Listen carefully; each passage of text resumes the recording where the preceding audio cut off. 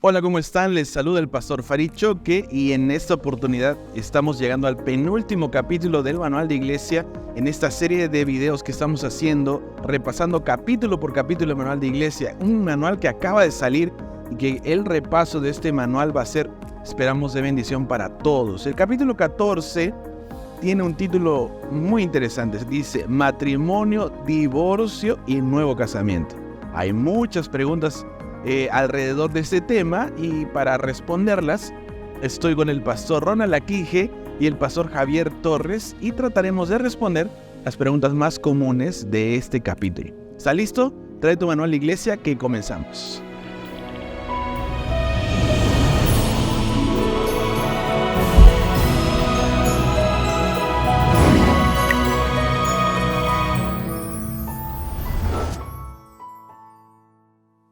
Muy bien, este capítulo 14 es un capítulo que seguramente tiene muchas preguntas.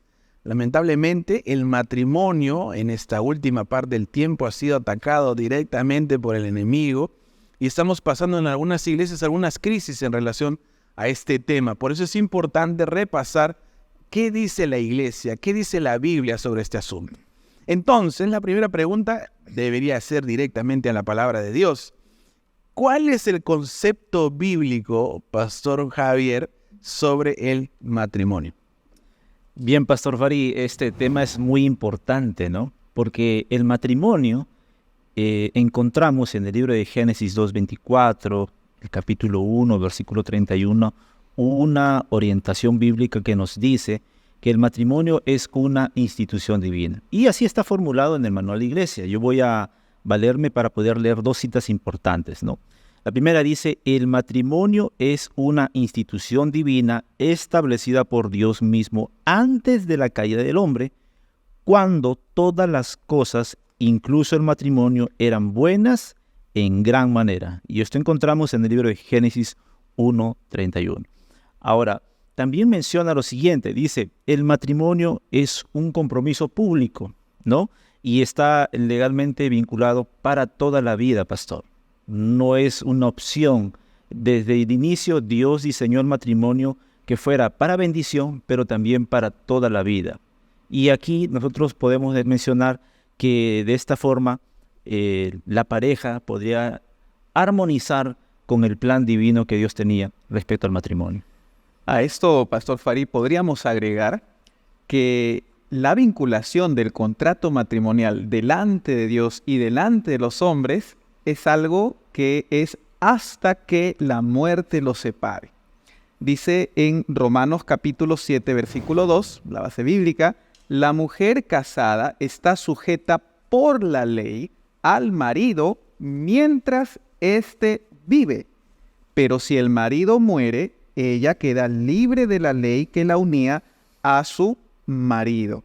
Así que si en vida del marido se une a otro hombre, será llamada adúltera, pero si su marido muere, es libre de esa ley, de tal manera que si se une a otro marido, no será adúltera. En pocas palabras, el concepto de adulterio viene si es que tú tienes tu esposo y estás en tu contrato matrimonial vigente porque vive y entras a entablar otra relación, eso es adulterio.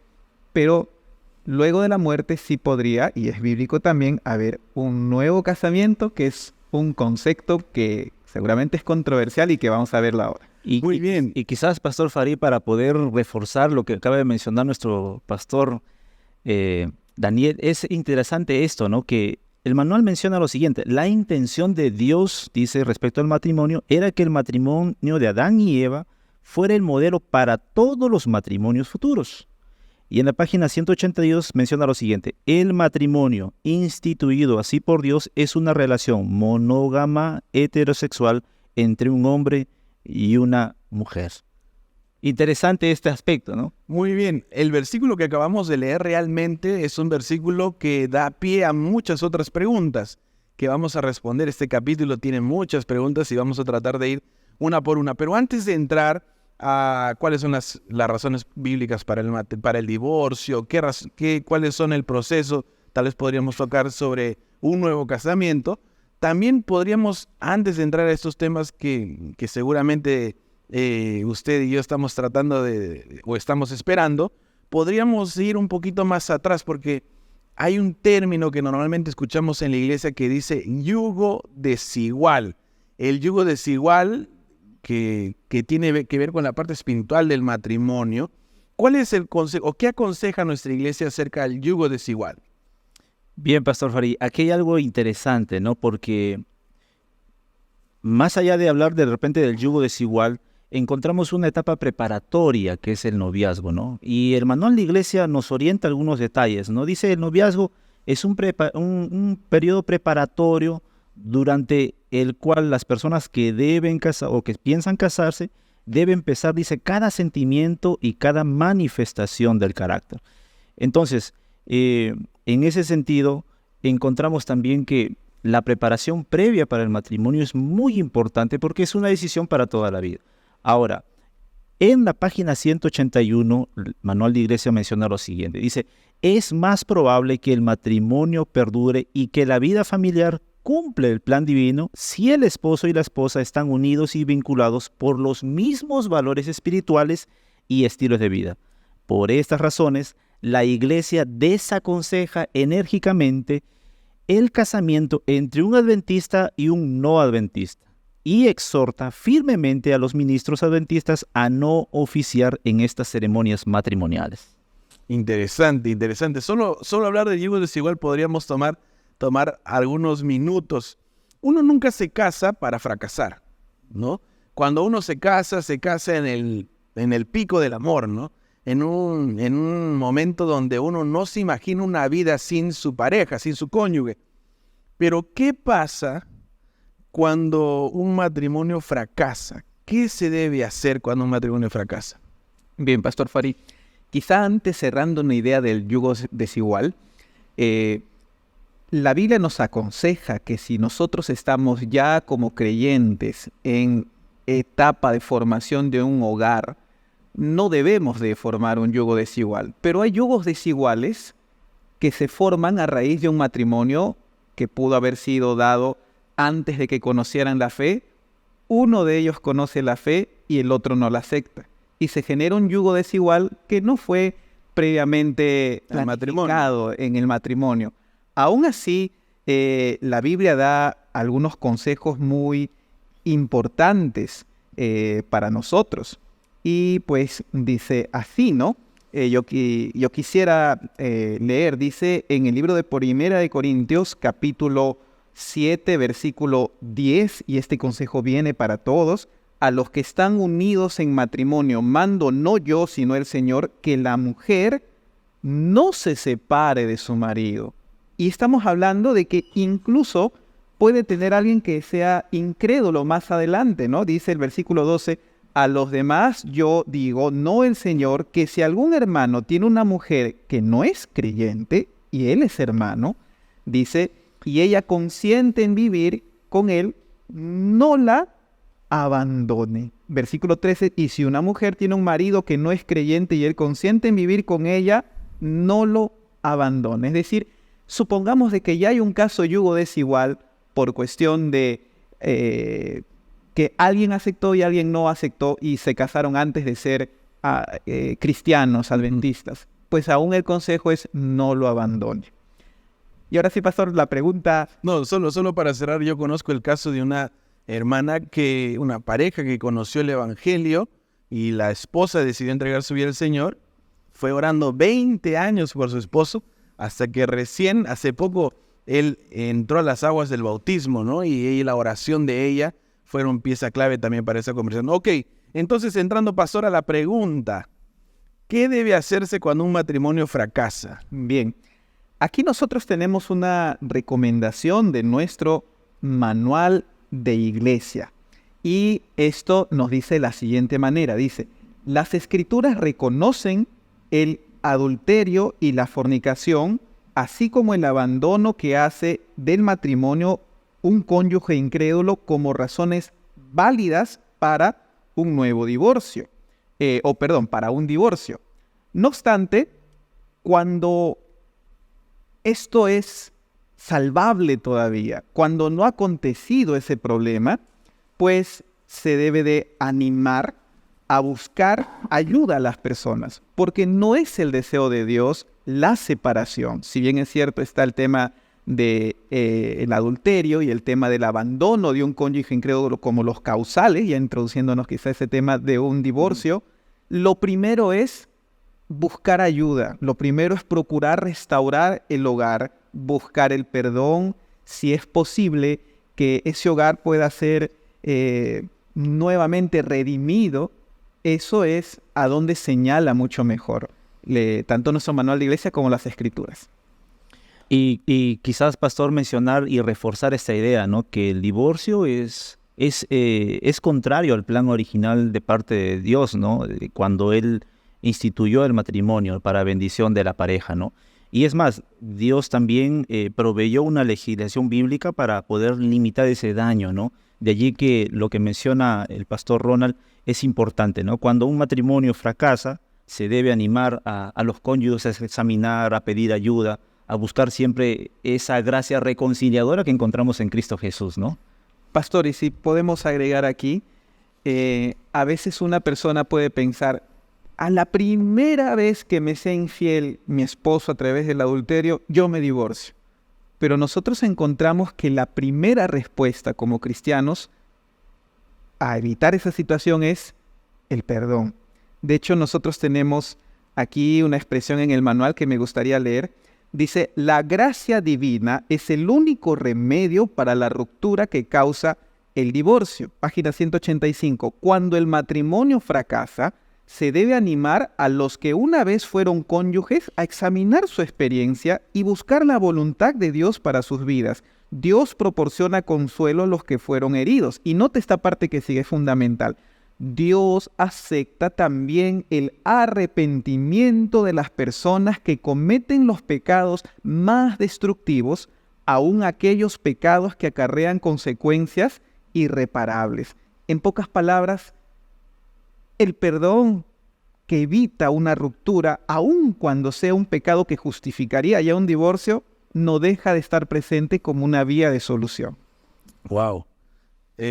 Por eso es bueno que nosotros podamos repasar el manual de iglesia, porque nos ayuda a encontrar estos conceptos que son tan interesantes, ¿no? La búsqueda del perdón, la gracia de Dios para aquellos que fallan y cómo Dios puede sanar las heridas más profundas, que todo es a través de una experiencia espiritual más profunda. Ahora, solo para entrar un poco más al detalle, porque aquí hay varias versiones, pastor. ¿Cuáles son las razones bíblicas? Estamos hablando de razones bíblicas para el divorcio. El matrimonio tiene dos lados importantes, la parte legal y la parte espiritual dentro de nuestra iglesia. Cuando hablamos de la parte bíblica, ¿cuáles son las razones válidas para el divorcio?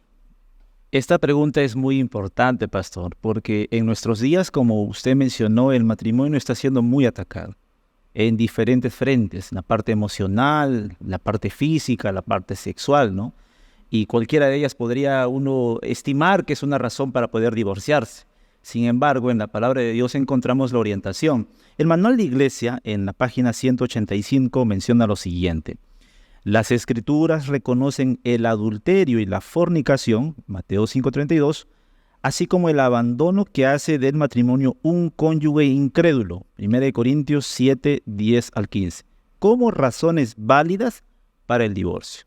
Ahora, solo para repasar, repita, pastor, ¿cuáles son entonces, en resumen, esas razones? Adulterio y fornicación, y el abandono que hace al matrimonio un cónyuge incrédulo. Esa sería la razón para poder bíblicamente estar divorciado o separado. Ahora, acá hay algo interesante, ¿no? Porque el manual de iglesia también nos amplía un poco el concepto de adulterio y fornicación. En la página 186, vamos a decir, ¿no? La definición se amplía cuando dice, ¿no? Sin embargo, dice la palabra del Nuevo Testamento, hablando de fornicación, dice lo siguiente, ¿no? Incluye algunas otras irregularidades sexuales. Y ahí hay varios textos, ¿no? 1 Corintios 6, 9, 1 Timoteo 1, 9 y 10, Romanos 1, el versículo 24 al O sea, 27. quiere decir que la palabra fornicación no es simplemente el hecho de ser infiel, sino que tiene otras aplicaciones. Tiene otras aplicaciones, tanto bíblicas y también el manual menciona aquí. Por lo tanto, dice, ¿no? Las perversiones sexuales, incluyendo el incesto, el abuso sexual de menores y las prácticas homosexuales, se consideran también como mal uso de las facultades sexuales y son una violación de la intención divina del matrimonio. Como tales, dice, son causa justa de separación o divorcio. Entonces, el tema del adulterio y la fornicación tiene una amplitud en la parte sexual, como lo menciona aquí también, ¿no? Así es. Esa es la palabra porneia, que no incluye Porneia del griego porneia. Así es. Que no incluye simplemente fornicación, sino todas esas otras prácticas que van en contra de la voluntad de Dios, ¿no? Pastor, acá hay un tema que es un poco ya introduciéndonos un poquito más ahora a la parte candente, para muchos difícil de digerir, el aspecto del divorcio. Porque algunas personas consideran cómo es que el manual de iglesia solo reconoce el adulterio como parte, el adulterio y el abandono de un cónyuge incrédulo como motivos de divorcio. Y yo quisiera referir que la autoridad de nuestro manual no es propia, sino tras mucho estudio de la palabra de Dios, viene allí las afirmaciones que están aquí en el manual. Y en el libro de Mateo, capítulo 5, versículo 31, Jesús dijo de la siguiente manera, y esto es una afirmación cerrada, y de ahí es donde viene el criterio del manual. Dice, también fue dicho, cualquiera que repudie a su mujer, dele carta de divorcio. Versículo 32, Jesús dice, pero yo os digo, y esta es la palabra de Jesús, que el que repudia a su mujer, a no ser por causa de fornicación, hace que ella adultere, y el que se casa con la repudiada comete adulterio. Es decir, el divorcio, el concepto de separación, Jesús dijo, a no ser por causa de adulterio. Es decir, la base, el fundamento principal del divorcio es el adulterio. Podríamos aquí preguntar, ¿y si me llevo mal con mi pareja? ¿Y si hemos descubierto incompatibilidad de caracteres? ¿Qué hacemos? ¿Cómo podemos llegar a solucionar ese problema? Y este es un tema muy interesante porque cada uno tiene, como decía, una versión diferente. La pregunta es qué dice la Biblia y cómo el manual obtiene lo que dice la Biblia para dar esas respuestas. Porque, por ejemplo, la palabra incompatibilidad es una palabra muy usada actualmente para justificar un divorcio, ¿no? No, éramos incompatibles, ¿no? Esa es la razón para el divorcio. Pero ¿qué dice la Biblia? No siempre la Biblia dice lo que uno quisiera que diga, pero nosotros somos fieles a la palabra de Dios. Ahora, entonces, ¿cuál sería entonces, Pastor Javier, la posición que tiene la iglesia sobre el divorcio y del nuevo casamiento? ¿Qué dice la iglesia acerca de estos puntos?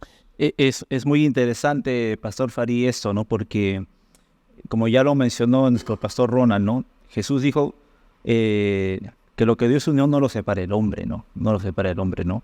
Y entonces aquí encontramos una indicación clara de que el casamiento no se podía disolver excepto por la infidelidad. Ahora, ¿cuál es la posición que nosotros tenemos o que la iglesia tiene respecto al divorcio y nuevo casamiento, ¿no? Dice en la página 185, menciona acá, no hay una enseñanza directa en las Escrituras con relación a un nuevo casamiento después del divorcio.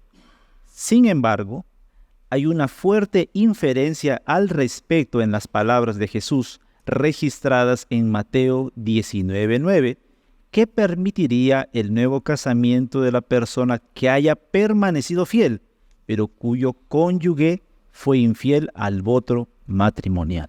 Entonces, Pastor, encontramos aquí que no hay una enseñanza directa de las Escrituras, pero se infiere por las palabras de Jesús, permitiendo un nuevo casamiento a la persona que permaneció fiel a los votos matrimoniales.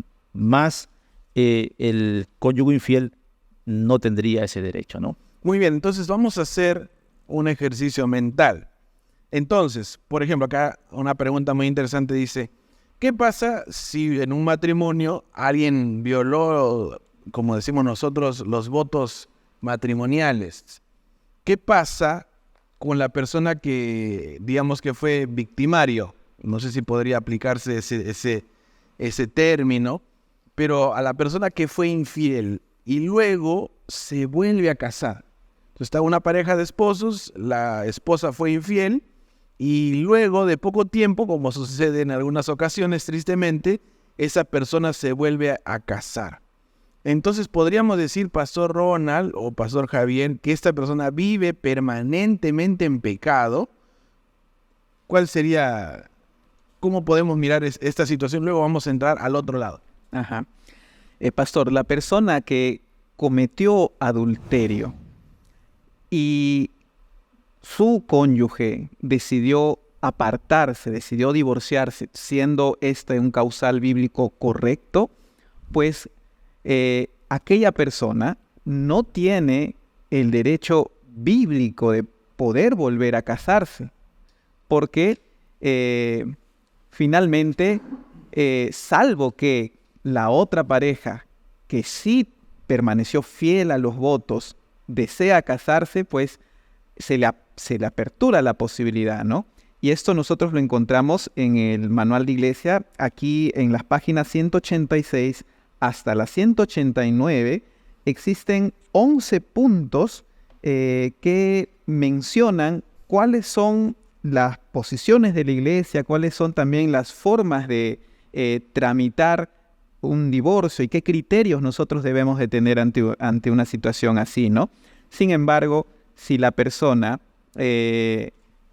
no está divorciada y continúa teniendo una vida sexualmente ilícita, aunque esté separada de cuerpos, pues es una vida inmoral, es una vida totalmente condenable. Y si está separada ya a través de un divorcio, mas no por una cuestión de adulterio, sí podríamos decir que se comete el adulterio, ¿no? Jesús dice allí, lo mencionó el pastor, en Mateo 19:9, y yo os digo que cualquiera que repudia a su mujer, salvo por causa de fornicación y se casa con otra, adultera. ¿Qué significa? Que si yo no me separé por causa de adulterio y estoy con otra mujer, cometo adulterio. Aun cuando no se haya dado la figura, aun cuando exista la figura del divorcio, si yo no me separé por causa de adulterio, yo cometo adulterio al estar con otra persona. Aquí es importante destacar estas dos, no sé si áreas del divorcio, del matrimonio, que tiene que ver la parte legal de un divorcio civil, podríamos decir, y la parte espiritual que tiene que ver con las razones bíblicas para el divorcio. Así es, pastor. Entonces uno se pregunta, ¿no? Si la persona infiel se vuelve a casar, quiere decir que vive permanentemente en pecado. El Manual de Iglesia en la página 186 clarifica esto. Dice, la Iglesia cree en la ley de Dios y en la misericordia perdonadora de Dios. Cree que los que cometieron transgresiones en materia de divorcio y de nuevo casamiento pueden encontrar la victoria y la salvación tan seguramente como los que fallaron en cualquiera de las otras santas normas de Dios. Quiere decir que no es que ya viven ya rechazados y ya no tienen salvación, no, sino que la gracia de Dios también puede alcanzarles a ellos, ¿no? Y aquí refuerza mencionando, nada de lo que aquí se presenta tiene la intención de minimizar ni la misericordia de Dios ni el perdón de Dios. Quizá, pastor, podemos complementar esto mencionando que toda persona que finalmente pasó por esta experiencia, aun cuando hay normas, aun cuando puede ser sujeto a disciplina eclesiástica, siempre puede ser redimida por el Señor. Y es el propósito de Dios finalmente el arrepentimiento para que nosotros ordenemos nuestra vida y vayamos a no perder el cielo ni la salvación. Muy bien, entonces como para hacer un resumen, si una pareja se divorcia por fornicación, por adulterio, la persona de la pareja que es víctima tiene derecho bíblico a casarse. ¿Y la persona que fue infiel tiene derecho bíblico a casarse? No.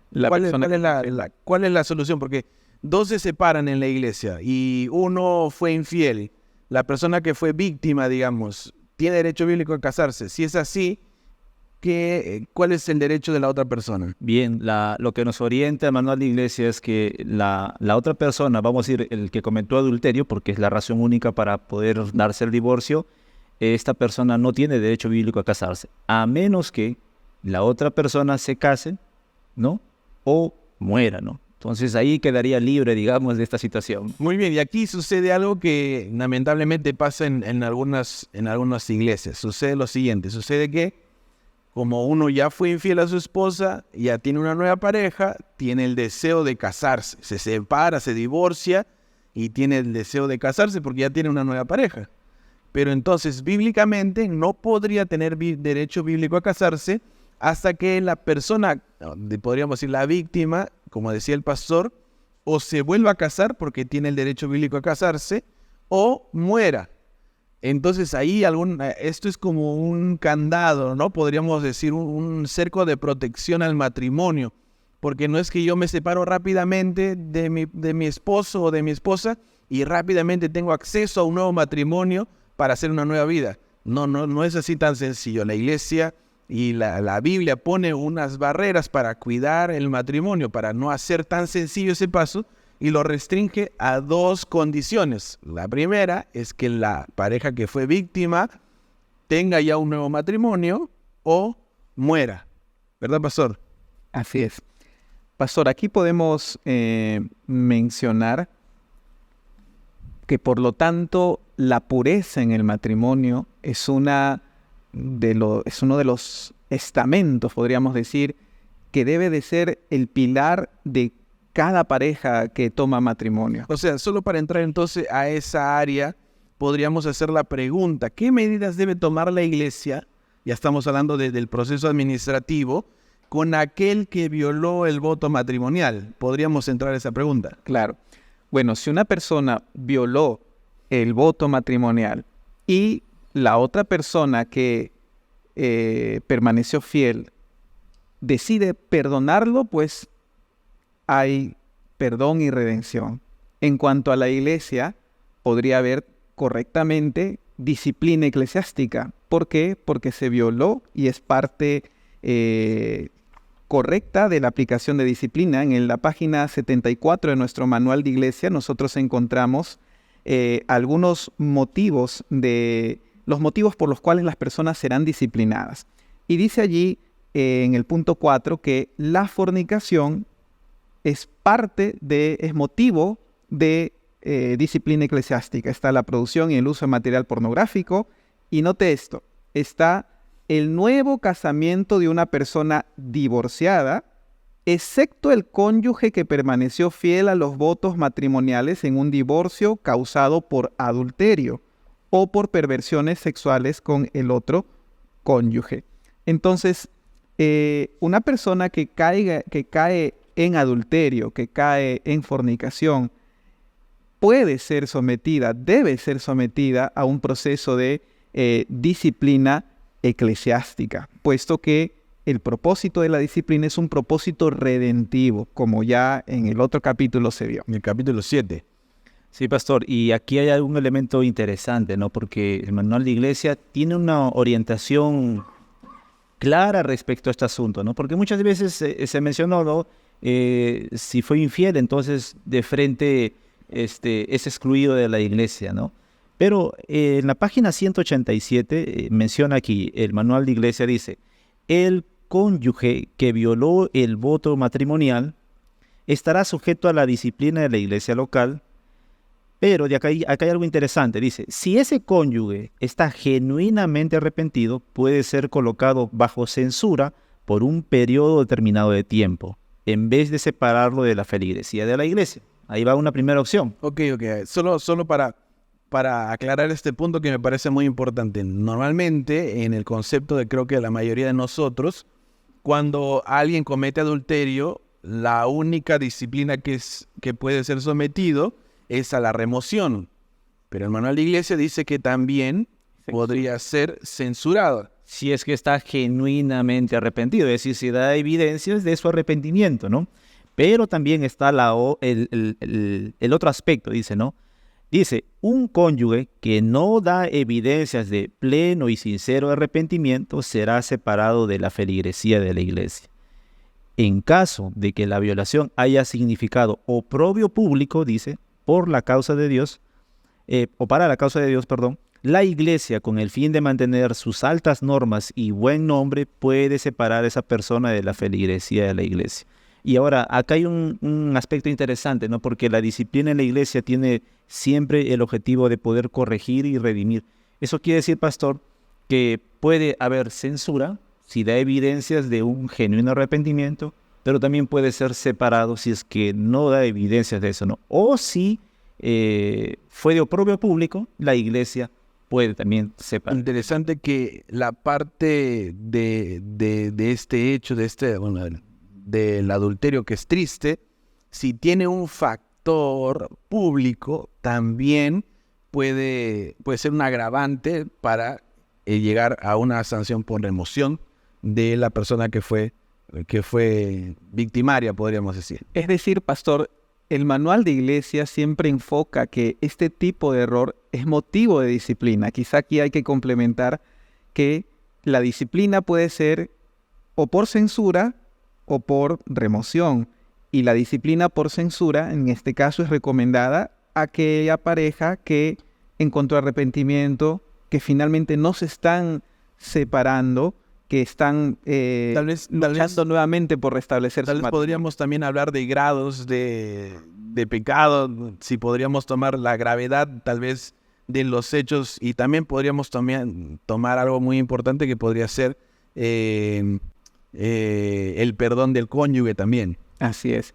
Y en este caso, cónyuge que decide perdonar y aún así ha habido lo oprobio que se mencionó, pues lo recomendable entonces es la censura, conforme leyó el pastor Javier. Pero también hay casos, pastor, donde hay mucho orgullo, mucha situación terrible que han pasado en el hogar, cosas a veces indecibles, cosas que implican mucho sufrimiento dentro de casa. Y en este caso, a menudo, el adulterio no es más que un síntoma de otras cosas muy lamentables que se puedan vivir en casa. Es la punta del iceberg. Es la punta del iceberg. Y es allí cuando el cónyuge que permaneció fiel podría decidir la separación, en este caso, y también la iglesia debiese de proceder con la disciplina de remoción. Muy bien. El matrimonio tiene un factor de pureza. Es por eso que estos temas son tan importantes y los procesos que tienen que ver con él son muy importantes, y nosotros deberíamos seguir en nuestra iglesia, siguiendo el manual de iglesia, cada uno de estos pasos. Ahora, una vez yo escuché en un seminario que si tú estás en un matrimonio y tu vida corre riesgo por la violencia física, esta es una pregunta que tal vez alguno también la tiene en su mente, si alguno ha pasado por violencia física, ¿es esta violencia razón causal para un divorcio? Y no solamente la violencia física, pastor, algunos también mencionan la incompatibilidad de caracteres. En algunos estados eso es permitible divorciarse, ¿no? Entonces la pregunta es, ¿cómo queda esa situación, no? En la página 188, el manual de iglesia menciona lo siguiente: una separación o divorcio que sea resultado de factores tales como la violencia física o en el que no esté implicada la infidelidad al voto matrimonial, no le da a ninguno de los cónyuges el derecho bíblico a volver a casarse, a menos que iterín, la otra persona, se haya vuelto a casar, haya cometido adulterio, fornicación o haya muerto. Entonces, aquí encontramos que el tema de la violencia física no es una razón para poder divorciarse. Ahora, y acá hay un elemento interesante que menciona el manual, pastor, porque dice, si un miembro divorciado en tales condiciones, es decir, me separé porque tenía violencia física, es razonable porque no se va a poner en riesgo la salud íntegra de la persona, ¿correcto? O sea, sería causal de separación, separación, pero no de divorcio. pero no de divorcio, exacto. Ahora, ¿qué sucede? Bueno, me separé y decido casarme. ¿Cuál es mi condición? Y aquí el manual menciona, si un miembro divorciado en tales condiciones, esa separación por agresión física, etcétera, ¿no? En tales condiciones vuelve a casarse sin razones bíblicas, será separado de la feligresía de la iglesia y la persona, y acá hay algo interesante, ¿no? Y la persona con quien se case, si es miembro, también será separada de la feligresía de la iglesia. Muy bien, quiere decir que si tú te vas a casar con una persona que está en divorcio y ha sido quien ha tenido la culpa, en el momento que tú te cases con esa persona, también entrarás en proceso de disciplina. Así es. Muy interesante también, porque hay que evaluar cuáles son las consecuencias de todas las partes. Ahora, ¿qué consideraciones debe tener la iglesia para readmitir a alguien que cometió este hecho? Imagínense, se separan, se divorcian y la parte que cometió el adulterio se vuelve a casar y pasa un tiempo y quiere volver a bautizarse. ¿Qué consideraciones debe tener la iglesia para readmitir a esta persona? Y a veces incluso sucede que la persona que se separó, se volvió a casar, quiere volver a asistir a la iglesia o quiere ser bautizado y sigue incluso asistiendo a la misma iglesia.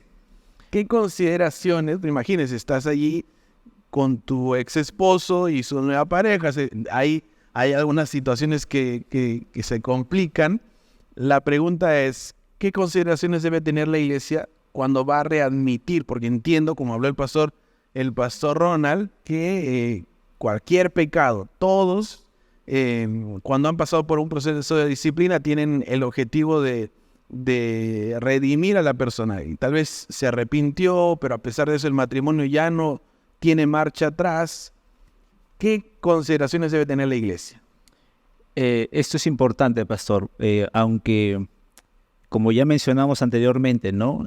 El divorcio es contrario al plan divino. Cuando se habla acerca del matrimonio, ¿qué sucede, no? ¿Cómo podemos readmitir a la iglesia? Y aquí el manual es muy específico, pastor, porque dice, ¿no? En un pedido de readmisión, esto está en la página 188, a la feligresía de la iglesia, las opciones disponibles para la persona arrepentida pueden estar severamente limitadas, ¿no? Este aspecto es interesante, ¿no?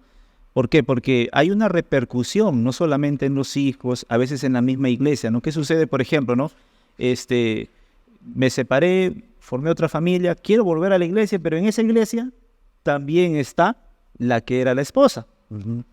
Entonces, eso puede ser un motivo, pues, de romper la unidad de la iglesia, muchas cosas, ¿no? Por eso, dice el manual, la readmisión en la feligresía de la persona que fracasó, pero decide arrepentirse y volver, es muy limitada. Y aquí hay algo interesante, dice, antes que la iglesia local tome una resolución final, el pedido de readmisión será sometido por la iglesia a la junta directiva de la asociación, a través del pastor o director del distrito, para pedir consejo y sugerencias. Quiere decir que no es una decisión tan sencilla. Necesitamos nosotros entrar al consejo del ente superior, como hemos visto en otros capítulos. En este caso, si una iglesia necesita tomar una decisión sobre este asunto, entonces debería pedir un consejo a la misión o a la asociación donde pertenecen. Sí, exacto. Y eso es muy importante considerar porque siempre vamos a salvaguardar la unidad y la armonía de la iglesia. Y hay dos consideraciones más que menciona el manual. Toda readmisión de esta persona debe ser a través de un nuevo bautismo, ¿no? Una nueva reconciliación con Dios, ¿no? Ok, me bauticé. Y de repente puede surgir ahí la situación de que evidencia de mi arrepentimiento, los hermanos ven condiciones como para que yo lidere nuevamente a la iglesia. Y aquí va una indicación importante. Dice, cuando una persona que fue removida de la feligresía de la iglesia por las razones expuestas es remitida en la feligresía de la iglesia, se debe ejercer todo el cuidado posible para salvaguardar la unidad y la armonía de la iglesia, no dándole a esta persona responsabilidades como dirigente especialmente en un cargo que requiere el rito de ordenación, a menos que sea después de un consejo muy cuidadosamente estudiado con la administración de la asociación, ¿no? Es importante eso, ¿no? Bueno, el hermano volvió, regresó a la iglesia, remitido, pero hay veces surge, ¿no? Que sea ya el anciano de iglesia, ¿no? Y el manual nos dice, no, debería ser muy estudiado, consensuado, pedir el consejo de la asociación, ¿no? Podríamos, pastor, allí agregar también que hay que tener mucho cuidado. Por ejemplo, hay personas que fueron disciplinadas de la iglesia por cuestiones relacionadas a abuso de menores. Nosotros en nuestra iglesia tenemos ministerios como el ministerio del adolescente, el ministerio del niño, los conquistadores, los aventureros, y el manual de iglesia también lo menciona. Tales personas no debieran de, si son readmitidas a la iglesia, tener posiciones en el liderazgo de los menores, puesto que hay un peligro que la iglesia desea evitar. Y siempre el ejercicio aquí del criterio es base para mantener la armonía de la iglesia, puesto que han habido casos y situaciones también donde una persona no fue totalmente reformada en lo ideal, que es reformada de pensamiento, reformada en quizá algún trastorno emocional o psicológico que pueda haber tenido y cuya situación fue la que la llevó a una disciplina eclesiástica, pero sí siente el arrepentimiento, sí siente el perdón de Dios, pero aún la tendencia latente podría estar allí. Por eso hay que tener cuidado en estos casos. Muy bien, y como lo hemos visto también en el capítulo de membresía, estas implicancias, especialmente los que están cerca a personas vulnerables, tiene algunas implicancias incluso en los traslados, en varios aspectos que seguramente tú podrás ver cuando llegues o cuando repases también el capítulo de la membresía. Muy bien, tal vez algún concepto final, Pastor Javier. Sí, pastor, acá hay un consejo especial que nos da el manual de iglesia. Dice, ¿no? El apoyo pastoral, esto está en la página 189, el apoyo pastoral es vital en el área de la instrucción y orientación en el caso del casamiento y en la curación y restauración en el caso del divorcio, ¿no? La iglesia tiene al pastor, ¿no? Para poder orientar, para poder aconsejar a los jóvenes, para poder casarse, ¿no? Y ahí es la parte importante, ¿no? Porque es una decisión para toda la vida, ¿no? Pero si en el camino el matrimonio fracasó, el pastor está allí para poder ayudar en la curación y en la restauración de estas personas. Pastor, quizá algo que nos pudo haber quedado en el aire es el tema de los ítems, motivos de separación. Hemos hablado mucho sobre la causa del adulterio, ¿no? Es el tercer ítem en el manual de iglesia por lo cual una persona puede ser disciplinada. Pero no hemos mencionado la separación en el caso de que el cónyuge incrédulo decida separarse. Y vale bien, antes de culminar, mencionar también aquí el consejo bíblico que está en 1 Corintios capítulo 7 y dice en el versículo 15, pero si el no creyente se separa, Pablo dice y aconseja, sepárese, pues no está el hermano o la hermana sujeto a servidumbre en semejante caso, sino que a vivir en paz nos llamó Dios. Entonces, estos son los dos causales de divorcio. O el adulterio, o que el cónyuge incrédulo, esto valga decir, incrédulo significa que no es adventista, incrédulo, decida abandonar por completo a su pareja que sí está en la fe. Y ese también es un causal para separación correctamente aceptado por las Escrituras y por nuestro manual de la iglesia. Muy bien, apreciados amigos, hemos visto que el matrimonio, el divorcio y el nuevo casamiento tienen implicancias muy profundas. Esto es en respuesta a que para Dios el matrimonio tiene un factor de pureza muy importante y fallar a Él, para Él es una falta grave. Por eso esto es muy importante, porque recordar que Dios cuida y quiere proteger el matrimonio a toda costa. Lamentablemente los matrimonios en la actualidad, o el matrimonio, las familias, están siendo atacadas por el enemigo y cada vez es más frecuente, pero no por ser más frecuente es menos grave.